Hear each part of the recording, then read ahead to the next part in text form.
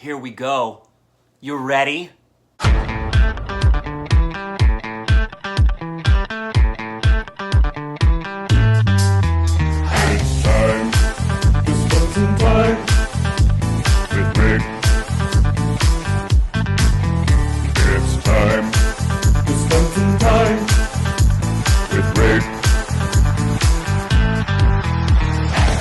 Mean former child star, MJ knew him well.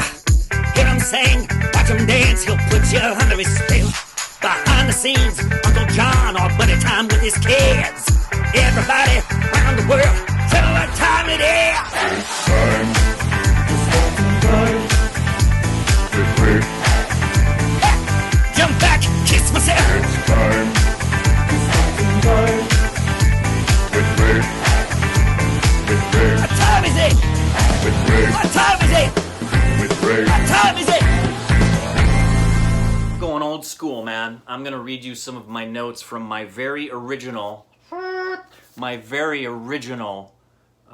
articulation that I put together for the conservatory about fine art versus artistic expression. The reality about artistic expression is that it's any artistic endeavor that the human being does. There was a controversial thing that happened here in Los Angeles several years ago of an art display, and one of the things that was on display was a crucifix upside down in a glass of urine. And there were many people who were deeply offended by that, and many people who were shouting and screaming that it wasn't art. Whether it offended you or not is immaterial, and actually art will often offend. The objective truth is the fact that that was someone's artistic expression.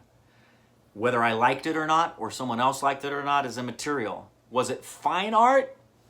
There'd be some debate on that as well. The majority of people would fall on the side of it and no, that doesn't qualify as fine art. For me, it definitely doesn't qualify as fine art because of the definition of fine art, based on those words and the meaning of it, okay? Which is what we're getting into now. Bored yet? The English dictionary defines fine art in a few ways, and I find them, as it often happens with the English dictionary, the definitions tend to be lacking. Sometimes they're great, but oftentimes they're lacking. So the dictionary gives 4 definitions for fine art. The first one is this: art produced or intended primarily for beauty rather than utility. Okay. Another definition is this: any of the art forms, such as sculpture, painting, music, or drama, used to create such art. I hate definitions like that so much. What is fine art? It's art that's used to create fine art. Thanks. What's outer space? Space is the place you go to space. Number 3, something requiring highly developed techniques and skills. Okay? Last definition for the American Dictionary that defining fine art is this: the study and creation of visual works of art. I like to get to the root of things because the root of things is typically where you get the meaning of things and the truth. The root of the words fine art, it comes from originally this idea from France called beaux arts, B-E-A-U-X, beaux arts, which is like arts of the beautiful is what that basically means, which meant a level of artistry that had a particular beauty to it, an aesthetic to it that was higher than just Micah's drawing on the refrigerator. Sorry, Micah. The Latin root, there's Latin and Greek roots to that French terminology, and that's where I'm going, is to the very core of where these words came from.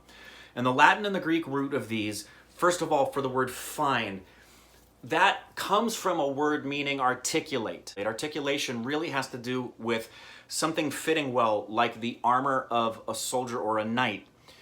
In the Old Testament, in the original Hebrew, when King David was a young boy and he's about to go face Goliath, King Saul wanted David to wear his armor.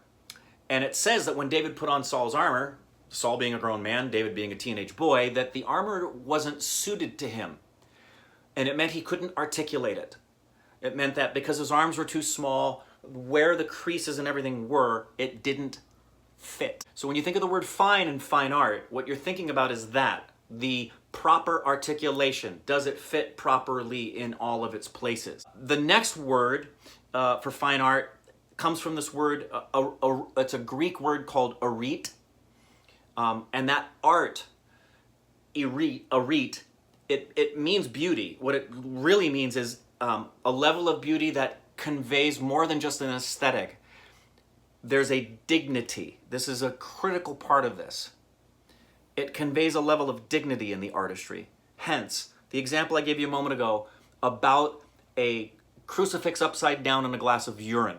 That is not a dignified expression of art. It is an expression of art, but from a moral compass of dignity and things that are dignified for the human being, which I'm going to get into the definition of that, it wouldn't qualify to be fine artistry, because that word art that we get in fine art, it comes from this Greek origin of beauty that has a level of dignity to it. Here is the definition that I came up with based on the root words for fine art from the Latin and the Greek, and this is it. Something uniquely put together, marked by distinction and perfection, whose end is suited for the virtues of humanity.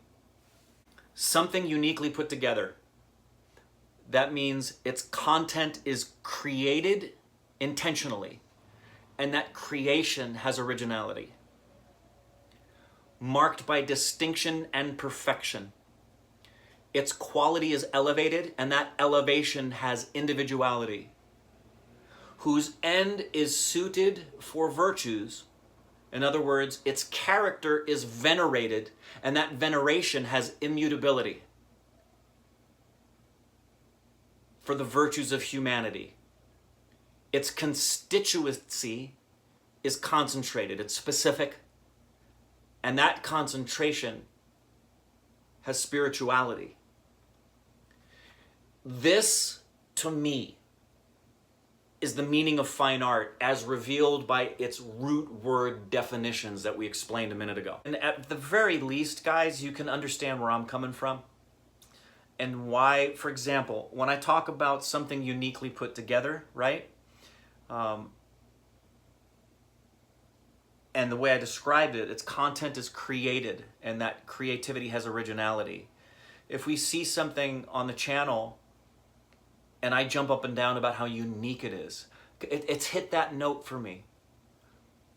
It's uniqueness. It's a one-of-a-kind thing. The song Eleanor Rigby by the Beatles, that thing fits the criteria for me right off the bat. You've never heard a song like Eleanor Rigby. You don't listen to Eleanor Rigby, and you know when you listen to a song and you think, man, that reminds me of another song? That does not happen when you listen to Eleanor Rigby. That song is something uniquely put together. It was created. It was not happenstance. Example, going back to the crucifix and a glass of urine. That's not a unique creation definitively. That didn't take much effort to create. It doesn't take a lot of effort to put a crucifix in a glass of urine. I don't consider that a creation of intentionality. Also, the second part, marked by distinction and perfection. Now you guys are going to understand why I pounded the table so hard and will until the day I die about the piano playing in Undine. The lack of distinction and perfection was unacceptable to me. Was it artistic expression? Yeah, but when you're doing a movie which is in the realm of fine art, I expect you to hit a level of artistic perfection. At least try. And that wasn't even trying. It wasn't even close. And it would be different if it was just a random passing thing. I could be more forgiving, not totally forgiving, but I could be more forgiving of just a passing scene in a restaurant and the guy's playing the piano and you look over and his hands aren't matching the note. That would bother me. But the fact that this character was a piano player and that was central to this character, and that we were repeatedly shown his hands while we heard the music is why I got that way. And this is not me pontificating again and getting up on a soapbox about that. I want you to please hear me. That what I'm talking about is why this was so important to me, because in the very definition of fine artistry, something uniquely put together, marked by distinction and perfection, at least trying to get that way. I hope that gives you kind of a working framework as to where I come from when I taught fine artistry. And this applies to every discipline, guys. Think about it in terms of why do we find Prabhu to be such a beautiful dancer? First of all, remember, you've seen me over and over again talk about Prabhu, how original his choreography is. He's not a Michael Jackson impersonator. Michael inspired him, and then he took it to a completely different level of his own. It's something, when you watch a Prabhu dance, Prabhu has put something together that is marked by distinction and perfection. That guy does some dance moves that you look at and you're like, oh, that's about as good as dancing can get, right? And when you watch that, there's something about his dance that isn't just entertaining. It's something that inspires you to recognize, wow, look at the levels that we can get to. Guys, I talk about this a lot when I'm teaching about this. It's a human being as beautiful as a tree is, and it stands and it's living and we need them. A tree will never stand in first position. As beautiful as the sound of a bird is singing in the sky, a bird is never going to sing a song that Pavarotti can sing and hit those same notes every single time. And that's because fine artistry is definitively a human endeavor. These are the things that are the framework for me. And when I see something that's artistic expression, I can enjoy it and appreciate it. But when something is supposed to be in the level of fine artistry and it doesn't achieve that, or it becomes lazy, it's lazy in these things. It's not something that they really took the time to create. They're not looking for distinction or perfection. It really wasn't suited for the virtues of humanity in some way. There isn't a moral to the story. There isn't something just conveying the beauty of a moment you're sitting in, like with a Satyajit Ray film, where he just lets you look at the lake and see the dragonfly land on it, and that's a beautiful moment of contemplation, and you're seeing time held like in a photograph that you can go back to over and over again in that moment that he captured. As you can tell, I'm really passionate about this stuff, guys. And I felt it was really important for you to begin to get a frame of reference from where I'm coming from, and hopefully this frame of reference will help empower yours and will have a similitude to it, because this isn't something that I espouse as mine. I find this to be something that I simply discovered from the root meaning of the words. Any more that I didn't discover the sun or make the sun. You just discover it for what it is and articulate the truth about it as best as you know it. This, for me, was how I felt about fine artistry and still do. And again, in the comments here is a great place for you to tell me your feelings about this. If you agree with me, if you disagree with me, give me some proofs for your disagreement that are based on objective reality, not subjective relativism. I'm confident, after having done this for so many years, that my frame of reference is pretty accurate, and that it's a good frame of reference in terms of being able to look at things and be a critic to them in some way, shape, or form, and have some level of educated understanding when you're talking about something. I would not review films publicly if I didn't feel I had a frame of reference, both in my understanding of what fine artistry is and my application of it myself as an actor to talk about it. I wouldn't do that any more than I would go somewhere and critique food at a level other than my own personal tastes, which again, I want to empower you. You don't have to have this working definition or even agree with me to have your own personal tastes. But if you tell me that Student of the Year is fine artistry, I'm gonna disagree with you.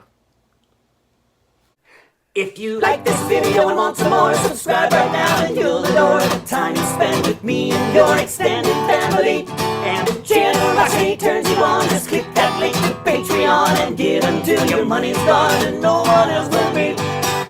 Rick Siegel, an institution of silliness for everyone but Corbin's mom.